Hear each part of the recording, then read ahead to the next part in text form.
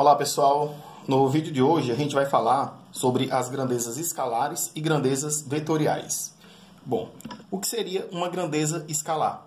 Uma grandeza escalar é uma grandeza no qual somente em você conhecer a intensidade dela, você já tem todas as informações necessárias para que ela fique bem entendida.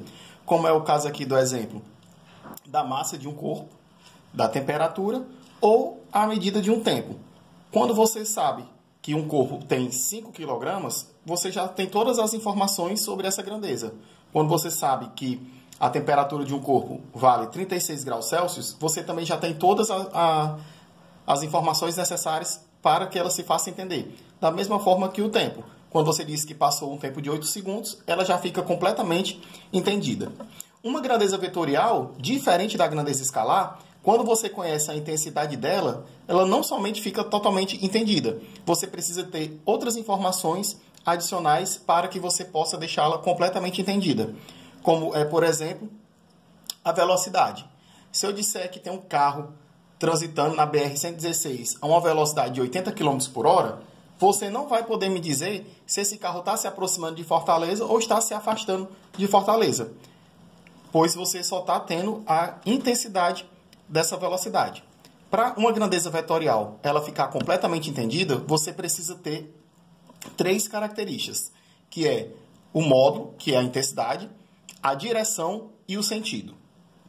Lembrando que existe sim uma diferença entre direção e sentido.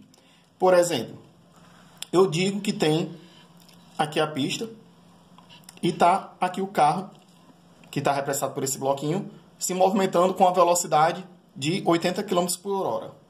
Eu sei a intensidade dessa velocidade, que ela é 80 km por hora, e eu sei a direção, que ele está se deslocando ao longo dessa estrada. Mas eu não sei o sentido. Eu não sei se ela está se deslocando para a direita ou se ela estaria se deslocando para a esquerda. Então, para que essa grandeza seja completamente entendida, eu teria que dizer que esse carro está se deslocando com a velocidade V igual a 80 km por hora. No caso aqui, da esquerda para a direita. Agora sim, eu tenho a intensidade, o módulo dessa força, que é o valor dessa velocidade, que vale 80 km por hora. Eu tenho a direção, que é ao longo dessa estrada, e o sentido, ela está indo da esquerda para a direita. Então, todo vetor, para ser completamente entendido, nós temos que conhecer essas 3 grandezas. O módulo, a direção e o sentido. De forma resumida, a direção seria horizontal, vertical. O sentido, eu estou indo para frente, eu estou indo para trás, eu estou subindo, eu estou descendo, eu estou indo para a direita ou estou indo para a esquerda. Toda grandeza vetorial, quando você está tratando em mais de uma dimensão, você costuma representá-la com uma flechazinha em cima.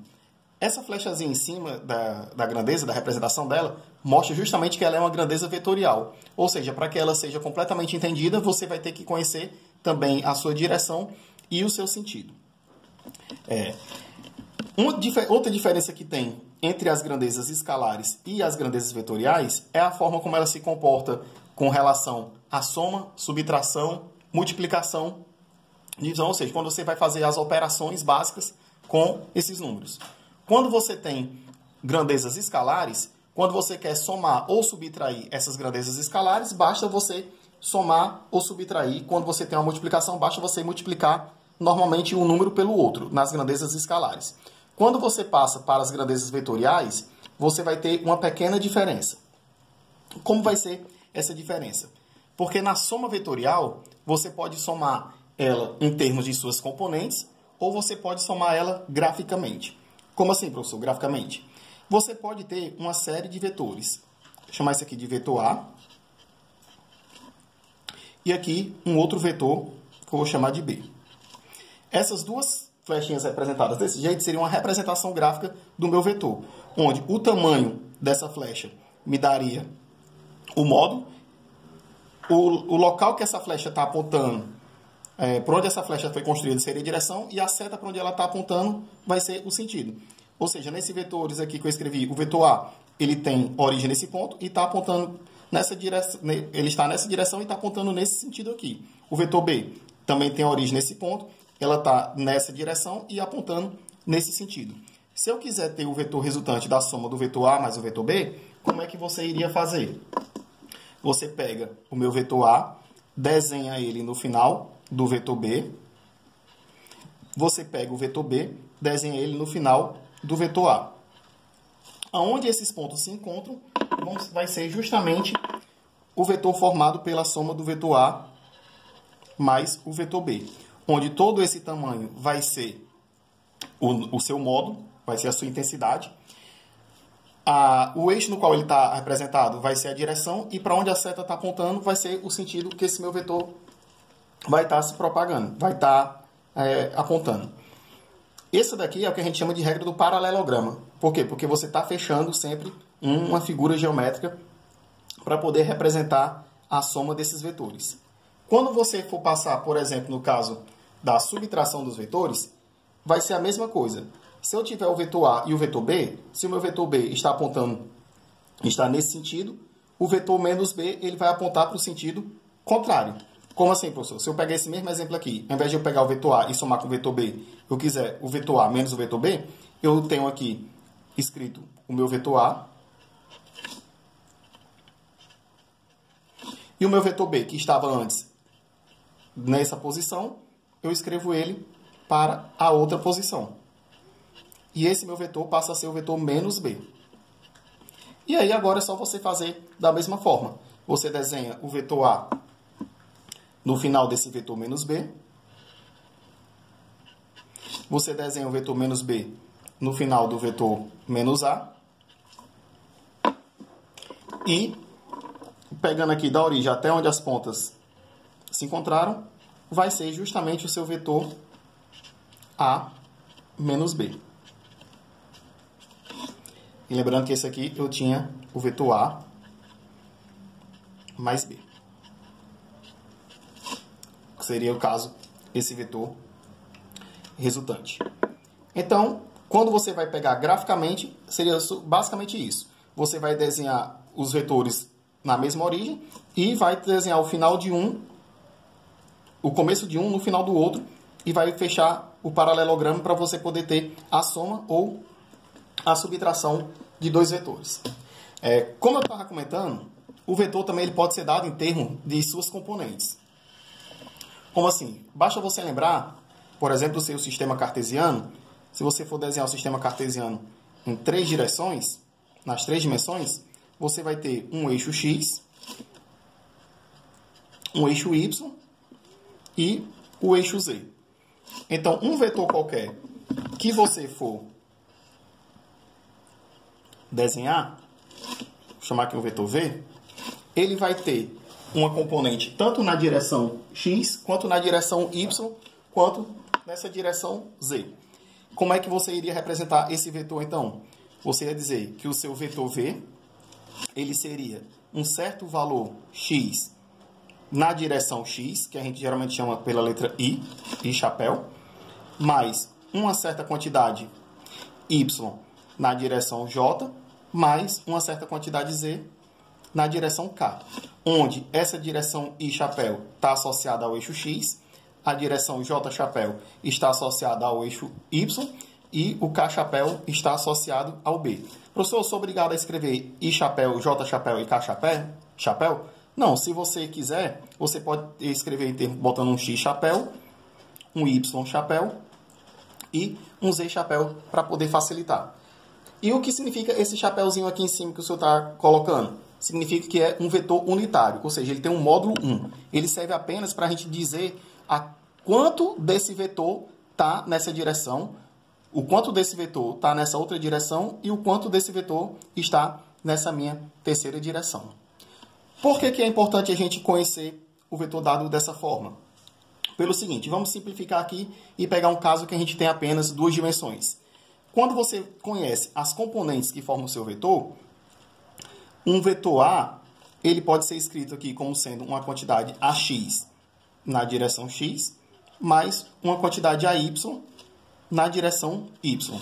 E o meu vetor B, ele pode ser um BX na direção X, mais um BY na direção Y. Então, quando eu for pegar agora a soma do meu vetor A mais o vetor B, o que é que vai acontecer? Você vai pegar e somar em cada uma das direções de forma independente. Ou seja, o que acontece no eixo não vai interferir nada do que acontece no outro. Então, quando eu pego o meu vetor A e somo com o meu vetor B, eu conhecendo as suas componentes, a soma do vetor A mais B vai ser quem? AX mais BX na direção X, mais AY mais BY nessa minha direção Y. Então, isso aqui seria a forma como ficaria o meu vetor resultante para a soma. E na subtração, seria a mesma coisa. Se eu quisesse A menos B, eu pegaria o AX menos o BX na direção X e pegaria o AY menos o BY na direção Y. O vetor ainda tem algumas características a mais pelo seguinte fato. Ele, quando você vai pegar e efetuar o produto desse vetor, vai existir duas formas diferentes de você poder fazer esse produto. Eu vou ter o produto de um vetor por um escalar e posso ter também o produto de um vetor por outro vetor. E quando você vai pegar o produto de um vetor por outro vetor, ainda vai ter uma coisa ainda mais para você prestar atenção. Pois no produto entre vetores, você pode ter como resultado um vetor ou ter como resultado um escalar. Então, vamos fazer primeiro a parte mais simples da multiplicação, que seria a multiplicação de um vetor por um escalar. Se eu tiver um vetor A, qualquer, e quiser o produto dele por uma grandeza escalar, que eu vou chamar aqui B, como é que iria ficar? Você conhecendo as componentes, novamente colocando aqui em duas dimensões apenas, você seria o quê? O B iria multiplicar as componentes desse meu vetor. Ou seja, o B iria multiplicar o AX na direção Y, ou na direção X, e AY na direção Y. E o B pega e multiplica cada um. Então, eu ia ter AX vezes o B na direção X, somado com o meu AY B na direção Y. Bom, continuando aqui, a gente fez o produto do vetor por um escalar. A outra forma que a gente tem de fazer o produto entre vetores seria você pegar o produto que a gente chama de produto vetorial, quando você tem como resultado um vetor, ou o produto escalar, que é quando você tem como resultado um número de uma grandeza escalar. Vamos primeiro aqui ver o seguinte. Antes da gente começar a falar desse tipo de produto entre vetores, a gente vai definir uma coisa chamada do módulo desse vetor. Como é que eu vou calcular o módulo do meu vetor A? O módulo de um vetor é basicamente a raiz quadrada da soma de suas componentes ao quadrado. Lembrando que se a gente escreveu o vetor A como sendo um AX na direção X, mais um AY na direção Y, mais um AZ na direção Z, o módulo desse meu vetor A seria o quê? Raiz quadrada de AX ao quadrado mais AY ao quadrado mais AZ ao quadrado. Tudo isso dentro da minha raiz. Então, assim é como a gente calcula o módulo desse meu vetor. Para que isso vai ser importante? Se o módulo do meu vetor A é dado dessa forma, o módulo do meu vetor B vai ser também a raiz quadrada da soma de suas componentes ao quadrado. Então, aqui ia ser bx ao quadrado mais by ao quadrado mais um bz ao quadrado.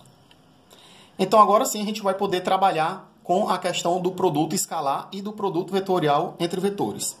Quando você está pegando o produto escalar, você vai ter o A, o símbolo do produto escalar é essa bolinha, e você tem o produto escalar de A com B, ele vai ser quem? Duas formas possíveis para você escrever.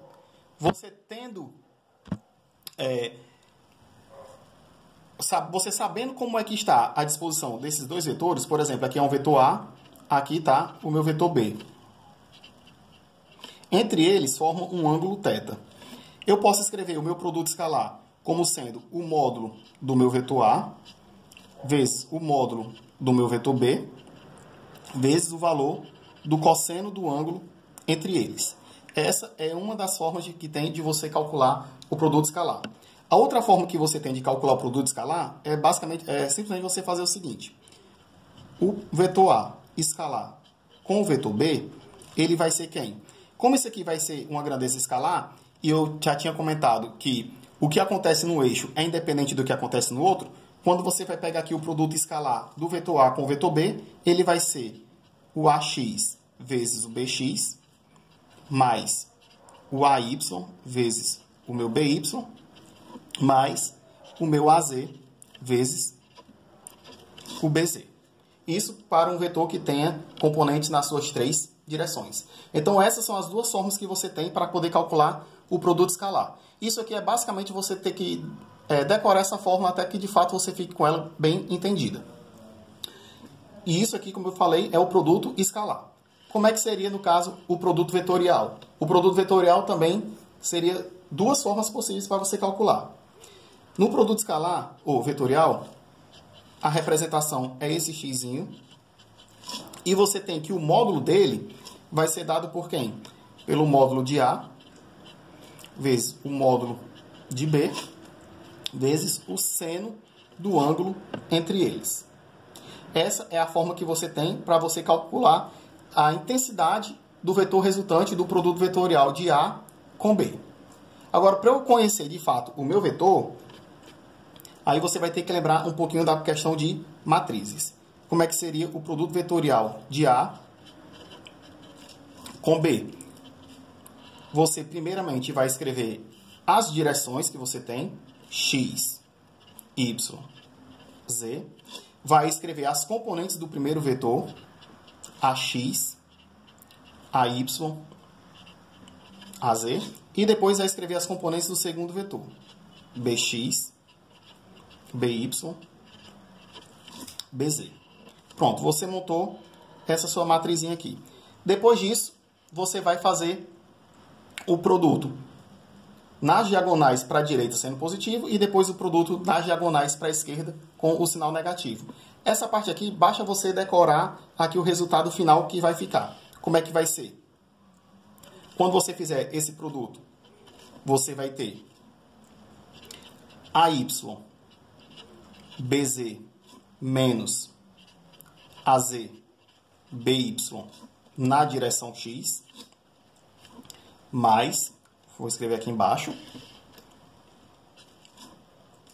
Quando você pega aqui o Y, você vai ter AZ, BX menos AX, BZ na direção Y, mais, por fim, a última componente que eu preciso, AX, BY menos AY, BX na minha direção Z. Então, essa daqui são as componentes do vetor gerado pelo produto vetorial do vetor A com o meu vetor B. Essa questão aqui do produto vetorial e do produto escalar está sendo passada aqui para vocês mais por questão de informação agora nesse começo, porque a gente basicamente não vai trabalhar com elas até então. A gente acabou de ver aqui como é que soma, subtrai, como é que são as formas de você multiplicar os vetores tanto por escalar. Agora falta a gente poder calcular também como é que eu vou poder encontrar as componentes de um vetor quando eu não sei como é que é essas componentes. Para isso, a gente vai fazer o seguinte. Você tem um vetor qualquer. Vou chamar aqui de V. Você vai desenhá-lo no seu sistema cartesiano aqui. X, Y, e ver o ângulo que ele forma com o meu eixo X. Para pegar a componente desse vetor, você vai ver a projeção desse vetor no eixo X e a projeção desse vetor no eixo Y. Se você observar, aqui você formou um triângulo retângulo, onde nesse triângulo retângulo a minha hipotenusa é o próprio módulo desse meu vetor V. Esse meu cateto aqui vai ser a componente Vx desse meu vetor e esse outro cateto vai ser a componente VY desse meu vetor. Então, com base nas relações trigonométricas em um triângulo retângulo, você vai poder calcular quem é a componente Vx e quem é a componente Vy desse meu vetor V. Como é que a gente faz isso? Basta você lembrar das relações trigonométricas no triângulo retângulo. O seno de θ, quem é? É o cateto oposto. O cateto oposto aqui a gente chamou de Vy, dividido pela hipotenusa, que é o meu próprio módulo de V. Dessa forma, a gente conclui que a nossa componente y vai ser quem? Vai ser o módulo do meu vetor V multiplicado pelo seno desse ângulo. Quem é o cosseno de θ no triângulo retângulo? O cosseno de θ é o cateto adjacente, que é o meu Vx, dividido pela hipotenusa, que também é módulo de V. Dessa forma, a gente conclui que a componente Vx desse meu vetor V vale o módulo do meu vetor V multiplicado pelo cosseno desse ângulo. Por fim, você poderia calcular aqui também a tangente do ângulo θ nesse triângulo retângulo, que seria o quê? O cateto oposto, Vy, sobre o cateto adjacente, Vx. Aqui ele só iria mostrar a relação que você tem. Tem que a componente y é igual a tangente de θ vezes a componente x. Então, as relações que a gente vai mais utilizar também no decorrer do nosso curso vai ser a relação que você acha a componente na direção x e a componente na direção y. Essas duas aqui são as mais importantes para a gente poder se atentar. Bom, a parte de vetores é basicamente isso. Depois a gente vai colocar alguns exercícios para poder... Vou colocar um vídeo mostrando exemplos, resolvendo questões que envolvam todo esse conteúdo para ficar mais fácil de fixar. Valeu, pessoal. Até o próximo vídeo.